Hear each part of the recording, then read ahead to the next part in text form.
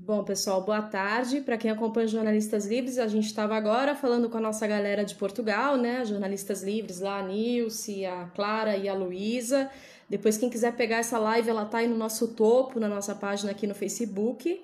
Mas agora, conforme prometido, a gente está aqui com o nosso querido Daniel Cara. Daniel Cara é professor de educação da Faculdade de Educação da USP e membro da campanha nacional pelo direito à educação. Boa tarde, Daniel.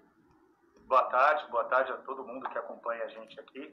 É uma honra falar contigo mais uma vez. Sempre bom trabalhar com você. Legal, querida. A gente que fica honrado, né? E lamentando aí, porque a gente queria muito nesse momento, tá te chamando era de ministro, entendeu? Da educação. Era a nossa grande aposta, né? A gente entrevistou você à época das eleições, você se recorda, não é? E ali a gente teve um papo de super aprendizado sobre vários aspectos da educação, claro, de tudo que poderia ser feito, de tudo que poderia ser fomentado, né, nesse tema, e a gente ficou muito feliz depois daquele papo. Infelizmente, o resultado das eleições não deixou você colocar em prática, mas calma que o mundo é redondo, não é plano, né? Com certeza. E a ciência é o caminho. Então, Exato. Acontece. Exatamente. Daniel, a gente está vendo, né, todos esses pronunciamentos, essas posturas eu estou chamando ele de nominável, tá? Estou me permitindo. Mas a gente também está preocupada com o ministro da Educação, né? Com esse confinamento, essa questão da quarentena dos estudantes, que é muito, muito, muito importante. E a gente queria te ouvir um pouquinho sobre uma possível mudança de postura do ministro, não é? De dizer que talvez a gente não precisasse, então, com que os nossos estudantes ficassem confinados dessa maneira, que tivesse talvez que voltar às aulas. Queria que você fizesse, para a gente iniciar, esse comentário rápido sobre essa postura do Weintraub, né? Bom, Weintraub é o pior ministro da história da educação, mas também isso não é uma novidade, porque o Bolsonaro é o pior presidente da história do Brasil. A gente costumava dizer nas brincadeiras entre historiadores e sociólogos que dificilmente alguém superaria o Café Filho. Isso a gente falava antes de 2016. Veio o Temer, rapidamente superou o Café Filho, e agora o Bolsonaro superou o Temer, o Café Filho e qualquer presidente provavelmente que vem daqui para frente. Então, a realidade é que o Weintraub segue a posição do bolsonarismo. O bolsonarismo hoje, no mundo, é a única força política, o Bolsonaro é o único presidente que defende o isolamento vertical. Inclusive, a gente tem notícias importantes internacionais. Caiu o governo do Kosovo, porque também defendia o isolamento vertical. Acabou de cair, caiu de ontem para hoje. E, na realidade, o próprio Donald Trump, que é o autor intelectual, junto com o governo do Reino Unido, da ideia do isolamento vertical, eles já abandonaram essa perspectiva e é uma irresponsabilidade enorme fazer com que os estudantes voltem às aulas. Por quê? Para quem não conhece a periferia, como é o caso do Weintraub, como é o caso do Bolsonaro, eles não sabem que praticamente todos os estudantes vivem junto com seus avós ou então dependem dos seus avós. Então, isso na realidade seria uma carnificina, uma irresponsabilidade, uma falta de humanidade em relação aos idosos e aos adultos. E é sempre bom lembrar que eu tenho notícias especialmente da periferia de São Paulo, que é onde eu vivo, onde eu milito também, né, de onde eu vim, eu sou de Pirituba, e na realidade, para muitas pessoas que seguem aquilo que o presidente diz e que o ministro da Educação diz também, elas estão circulando normalmente, Kátia. Os jovens eles estão acreditando que eles não pegam coronavírus. E tem casos no Brasil de jovens que faleceram com coronavírus porque não sabiam que tinham uma doença pré-existente. O organismo jovem é um organismo que ele tem mais resistência. Só que, de repente, ele tem um problema pulmonar que não tem consciência de que tem esse problema pulmonar. Então, é importante ressaltar que os jovens precisam ficar em isolamento social. O governo precisa implementar duas medidas fundamentais. As taxas de educação, as taxas de... Opa, chegou o sapo. Opa! Só interromper um pouquinho, Daniel. Gente, a gente está aqui com o Fernando Sato, também repórter de Jornalistas Livres, fotógrafo, artista, multifaces, né? que também vai participar com a gente um pouquinho desse papo com o Daniel. O Daniel, Sato, está falando agora da questão da postura do ministro da Educação e, claro, do Inominável. Tá bom, ok. Vamos ouvir, acho que o melhor a fazer é isso. Você sabe que a turma do meu filho chama o Bolsonaro de Voldemort, né? Por conta do Harry Potter. Ele era inominável. Então, eles estão na mesma linha que você. Tá bom. Mas o que eu vejo que o governo precisa compreender é que ele tem que tomar duas medidas essenciais. Primeiro, criar uma forma logística e permanecer a distribuição da alimentação escolar. Muitos estudantes eles só têm acesso nutricional, e estou falando de São Paulo, isso se espalha por todo o país, um acesso nutricional de qualidade nas escolas, a alimentação escolar é fundamental. Então tem que criar uma alternativa, o Congresso Nacional começou a deliberar isso ontem, tem que criar uma alternativa do alimento chegar para os estudantes e tem que ser alimento de qualidade, ou seja, alimento de agricultura familiar, de pequeno agricultor, alimento orgânico, que hoje é distribuído em escolas, infelizmente não mais na cidade de São Paulo, mas praticamente em todo o país. Isso alimenta a economia, fortalece a economia, protege as pessoas e ao mesmo tempo protege os estudantes em termos de alimentação. E não pode ser só para o estudante, tem que ser para todas as famílias. Em segundo lugar, e esse ponto é fundamental, é preciso subsidiar o acesso à internet banda larga no Brasil. O Brasil tem uma capacidade logística de internet banda larga para além daquilo que é contratado junto às empresas, e é preciso fazer com que as pessoas tenham acesso a esse serviço, que é um serviço fundamental de sobrevivência numa situação de isolamento social. Então, duas políticas para os jovens. Se o Bolsonaro quiser se preocupar com os jovens, ele tem que fazer isso. O Congresso Nacional, a mesma coisa. Governadores e prefeitos também.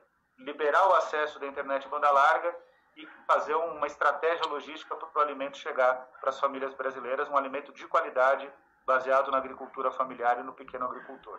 Sato, você quer começar fazendo alguma pergunta? A gente tinha conversado um pouquinho, você tinha falado algumas coisas, não é? Que a gente tinha pensado, né, para o Daniel falar aqui com quem está assistindo a gente. Vou aproveitar antes do Sato começar, falar que tem algumas pessoas, tem mais de 190 pessoas assistindo a gente, às vezes tem 200 e poucas, 300, pedir pro pessoal compartilhar, para depois assistir, né? Porque aqui tem um plano de educação, levando em consideração todos os aspectos, não só a educação, mas da defesa também dos direitos humanos dos estudantes. Fala, Sato. Eu não sei o que já foi falado aí, eu não sei se eu vou ficar... Não, fala o que você... Vamos conversar, o Daniel tá aqui pra gente tirar dúvidas também. Bom, eu acho que, além de todas as coisas que deveriam ser feitas, acho que a gente está num momento também que, eu não sei, de repensar mesmo como que pode funcionar a educação daqui para frente, né? Eu acho nesses momentos de coronavírus e tal. Eu acho que essa pandemia fez a gente... eu não sei, eu tenho uma coisa que eu penso muito, que eu assim, acompanho algumas redes de ensino, alguns trabalhos de educação, tal. Não conheço todas, eu não sou um cara muito entendido nisso, mas existem algumas estratégias, algumas tecnologias de ensino interessantes, inclusive não só nas escolas privadas, como no ensino público, né? Então, escolas aqui em São Paulo, no Butantã, que se utilizam, que tem uma influência da ponte do lado de Portugal, né? E que uma das principais coisas é derrubar essas paredes.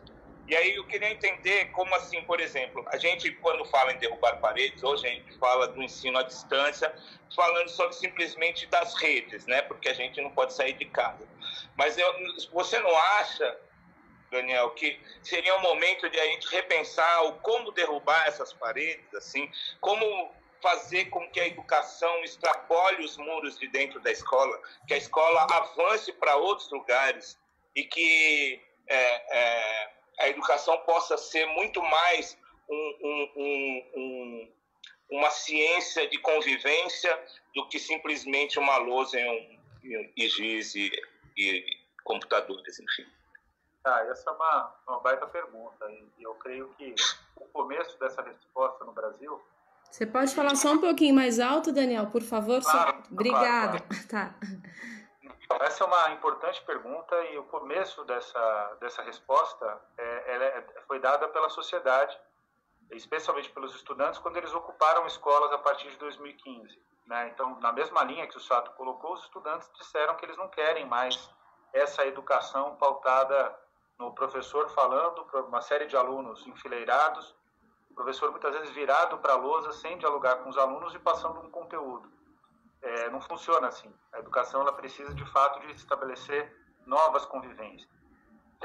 Eu sou muito entusiasta das experiências, inclusive de escolas públicas, né? O Amorim Lima, que é do Butantã, que o Sato citou, é o caso mais emblemático da cidade de São Paulo, mas eu estudei numa escola técnica no centro de São Paulo, Escola Técnica Estadual de São Paulo, e já era dessa forma, já tinha uma linha pedagógica muito mais avançada do que simplesmente o giz e lousa, era uma escola técnica. Então, a gente tinha várias experiências. Eu tive história da arte, por exemplo, né? Isso fez toda a diferença na minha vida. Tudo que eu sei de arte, inclusive, imagina, eu morava em Pirituba, acordava às 4h20 da manhã para ir para a escola, para chegar às 7h20. Muitas vezes pegava atrasado, e tudo que eu aprendi de arte na minha vida, em termos de repertório, foi na Escola Técnica Estadual de São Paulo. Então, eu acho que o Sato tem razão. Esse é o momento de repensar toda a vida social. O que significa repensar a economia, repensar a educação, repensar a política de saúde pública. Está mais do que evidente agora para o brasileiro que o Sistema Único de Saúde é um tesouro que precisa ser melhor financiado, que a escola pública precisa ser mais bem respeitada, e para fazer com que a escola pública tenha, de fato, gere interesse do estudante, que ela tenha sentido para o estudante, é preciso que ela repense a questão pedagógica. Qual é a estratégia de repensar a questão pedagógica? A gente deve se preocupar muito mais em compreender que uma boa educação não significa ter consciência dos conteúdos, porque você pode ter um matemático e não se importa com a vida do outro, você pode ter um economista que não liga para as pessoas. Aliás, a gente está vendo vários economistas, e essas pessoas certamente não foram bem educadas. Quer dizer, quem não se importa com a vida, quando a gente tem um presidente da República que não se importa com a morte de idosos, que diz que quem vai sofrer com o coronavírus é uma parte pequena da população, que demonstra um grau de desumanidade enorme, a gente vê que o nosso sistema de ensino está falhando. E ele precisa ter a capacidade de se superar para enfrentar essas questões. Então, o que eu acredito que é um caminho, sabe? Primeiro, eu acho que é importante que a gente inclua a tecnologia na educação, mas para fazer isso tem que fazer como no Uruguai, fazer com que todos os estudantes tenham acesso à tecnologia, que tenham acesso à banda larga. No Uruguai até não chegou nesse patamar, mas está próximo disso.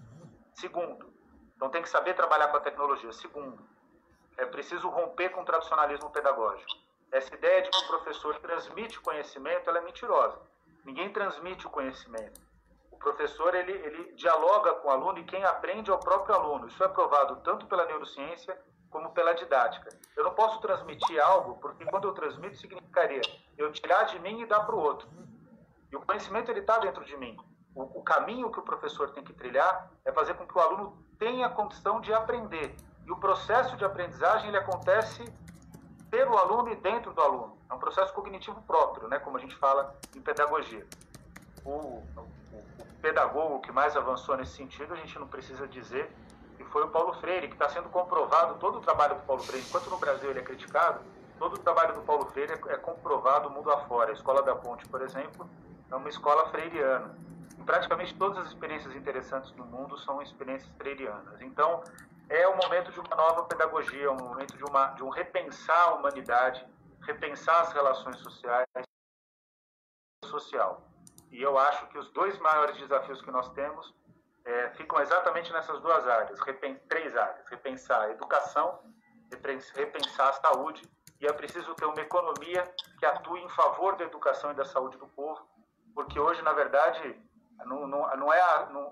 as pessoas servem a economia, e não a economia serve as pessoas. E o que a gente tem que trilhar é um caminho para que a economia sirva as pessoas, que a economia exista em função das pessoas.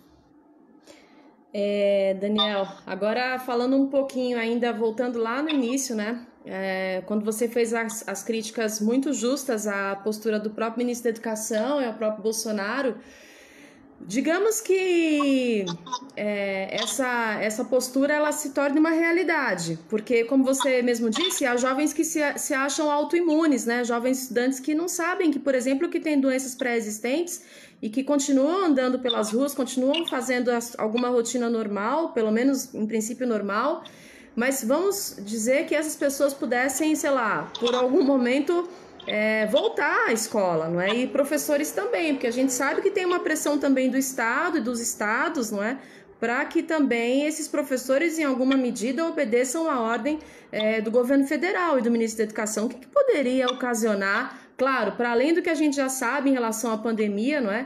Do ponto de vista da educação, essas pessoas seguindo essa ordem, essa postura do Weintraub. Bom, então você trouxe o principal ponto aí desse debate, né? As primeiras vítimas do retorno às aulas sem o coronavírus estar controlado são os seus professores. Por vários motivos. Primeiro, os professores já têm um sistema imunológico debilitado pelo fato de que eles vivem em situação de estresse. Não existe nenhuma profissão hoje no Brasil que tenha o maior número de problemas decorrentes de saúde mental do que a docência. A docência na escola pública brasileira, ela é extremamente desgastante, extremamente estressante. É um fenômeno mundial, mas que no Brasil tem um impacto muito maior. Você fala um pouquinho mais alto também, Dani, por favor. Tá? E aqui melhora? Melhora. Só porque tá. Perfeito. Eu tô ouvindo bem. Pode ser que as pessoas não estejam, tô preocupada. Dá um feedback aí, galera. Vocês estão ouvindo bem o Daniel também. Vamos lá, Daniel. Vamos lá. Então, em primeiro lugar, os professores vão ser as piores vítimas, as principais vítimas e as mais são as primeiramente atingidas pelo retorno às aulas, um retorno precipitado às aulas, porque eles vivem em situação de estresse, né, a síndrome de burnout, as síndromes de saúde mental que acometem os professores muito mais do que as outras profissões, especialmente os professores de escolas públicas. Em segundo lugar, boa parte dos professores hoje são idosos ou adultos idosos, então, ou seja, tem mais de 50 anos de idade. Isso acontece pelo fato de que os professores, especialmente após a reforma da Previdência, eles permanecem na docência, e os jovens que ingressam na docência, Kátia, eles rapidamente abandonam a docência, porque ela é estressante e remunera mal. Então, hoje nós temos uma grande quantidade de professores que são adultos idosos ou então idosos mesmo, né, prestes a se aposentar. Então, eles estariam rapidamente em risco com o retorno precipitado às aulas. Em terceiro lugar, os professores também vão sofrer mais porque eles vão estar várias vezes expostos. Não tem professor que atue praticamente só em uma escola, especialmente em redes muito grandes, como a rede de São Paulo e desorganizadas, a rede estadual de São Paulo e a rede municipal de São Paulo. O resultado, os professores eles se dedicam a várias escolas a partir do ensino fundamental, anos finais, a partir do 6º ano, eles se dedicam a várias escolas até no ensino médio e com isso eles acabam ficando expostos a uma série de riscos de infecção. Então, é uma situação grave e é uma irresponsabilidade o ministro da Educação tomar esse tipo de iniciativa. Agora, não é novidade. Por que não é novidade? Porque esse é o ministro da Educação que defende o Escola Sem Partido. O Escola Sem Partido, mais do que tudo, é uma estratégia para atacar os professores. Infelizmente, eles muitas vezes acabam vendo no coronavírus uma forma de se vingar. O ministro da Educação ele é obcecado por atingir os professores. E ele não se importa com o fato de que os professores vão correr risco de vida caso exista um retorno precipitado às aulas. Sato, faz você. Falando mais ou menos nesse lugar, assim, aí eu fico imaginando a diferença entre as escolas públicas que obedecem diretamente a órgãos institucionais do governo e tal, e as escolas privadas, né? Só que também nas escolas privadas existe uma diferença agora, com uma terceirização cada vez mais presente em várias escolas privadas e que, na verdade, responde a mais aspectos econômicos, a grupos econômicos do que na educação. Como vai ficar, como que fica, então, essa diferença nesse lugar da obrigação de voltar às aulas, por exemplo? uma escola que é privada e que fala, não, vou manter minhas crianças protegidas e não vou voltar às aulas. Como que fica isso no âmbito geral, nacional? Não, essa é uma baita pergunta, né? O que acontece? Hoje você só tem uma obrigação, Sato, que é cumprir 200 dias letivos. Muito provavelmente isso vai ser flexibilizado para 170 dias letivos. Essa é a única obrigação que as escolas públicas têm. Elas têm 200 dias letivos e uma carga horária que corresponde a 5 horas em cada dia letivo. 5 horas de trabalho em sala de aula em cada dia letivo. Então essa é a obrigação de todas as escolas. Como distribui isso? Depende de cada escola pública ou de cada escola privada ou de cada sistema de ensino. Eu acabo de voltar da Amazônia, em fevereiro fui para a Amazônia, e lá eu tive contato com a realidade amazônica, que você tem o período letivo da cheia e o período letivo da seca. Ou seja, durante a cheia não dá para ter aula, né? A depender do tamanho, do volume da cheia, inclusive, dos alagamentos decorrentes das chuvas, simplesmente não tem aula. Mas os 200 dias letivos são cumpridos. Então, o que vai acontecer? As escolas privadas, elas podem não voltar desde que elas tenham ativos e a carga horária que é determinada pela Lei de Diretriz e Base da Educação Nacional. Agora, a realidade, Sato, é que se o confinamento for um confinamento aí de 4 meses, como vários sanitaristas prevêem, então isso não vai funcionar, né? Vai ter que ser um número menor de dias letivos. Agora, existe um aspecto aí que é um aspecto de acerto de cada sistema de ensino, de cada escola privada. Qual que é a questão? É o ponto que você trouxe. Escolas estaduais e municipais obedecem aos sistemas estaduais e os sistemas municipais de ensino, aos secretários estaduais e secretários municipais. Se o secretário estadual for um maluco bolsonarista, ele pode exigir que os professores voltem. Só que se os professores simplesmente disserem que não vão voltar e os alunos também disserem que não vão voltar, ele não tem como ir com um camburão de polícia exigir o retorno à escola. Então a gente está também vivendo um momento em que, em muitos níveis, a desobediência civil ela vai ser uma medida de saúde pública. Quando você tem um presidente responsável, quando você tem um gestor irresponsável, a melhor dica para os cidadãos é: não cumpram com aquilo que coloque a vida de vocês em risco. Não cumpram. Sigam aquilo que os médicos sanitaristas, infectologistas estão dizendo. Para você ter uma ideia, hoje eu tive muito contato, não porque eu tinha acordo ideológico, não, eu tinha muitas divergências, mas eu tive muito contato com o Dr. Adib Jatene, que foi um médico importantíssimo na história do país, que faleceu em 2014. E várias redes bolsonaristas falaram que o discurso do Osmar Terra, em defesa da posição do Bolsonaro, Osmar Terra, que deixou de ser ministro do Bolsonaro dias atrás, o discurso dele era o discurso do Adib Jatene, que já está morto desde 2014. E ele estava defendendo Osmar Terra o retorno às escolas. Isso é completamente descabido. Os bolsonaristas estavam utilizando isso para fazer com que secretários estaduais e municipais revissem a decisão. Mas, por sorte, até agora, os secretários estaduais e municipais, governadores e prefeitos, parecem ter mais responsabilidade do que o Bolsonaro, não estão seguindo as decisões da União, do governo federal, e o fato é que, se eles falharem na sanidade mental, é importante que as pessoas se protejam e tenham uma postura de solidariedade com o outro. Não é para voltar para a escola enquanto tiver risco de expansão da pandemia de coronavírus. Acho que esse é o ponto importante que a gente tem que ressaltar. Pessoal, então ouçam o Daniel, né? Acho que... Tá sem som, Kátia. Ai, desculpa, peraí. Aí, agora sim, né? Foi. Pessoal, então ouçam o Daniel, acho que é importante a gente trazer aqui alguns pontos, mas que foram pontos fundamentais, não é? Conectados com esse debate da questão das escolas, não é? Do posicionamento do ministro da Educação, do próprio inominável. E aí, Sato, eu não sei, eu acho que a gente poderia fazer um convite para o Daniel para ele vir aqui semanalmente, já que a gente vai ter bastante tempo na quarentena, para comentar, né, as coisas relacionadas à educação durante a pandemia. O que vocês acham? Eu acho ótimo. Eu ainda tenho um monte de dúvida. Não sei, já está terminando?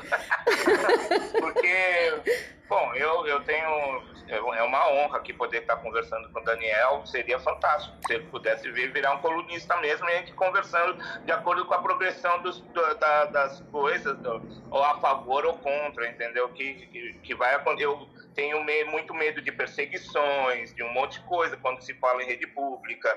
E isso agora a gente não sabe como que vai acontecer com os governos do Estado e das prefeituras recusando-se a fazer o que o governo federal faz. Quer dizer, acho que isso ainda vai se alastrar e vai criar uma nova relação aí, né? Eu acho que seria super importante a gente continuar conversando. Vai ser uma honra. Eba.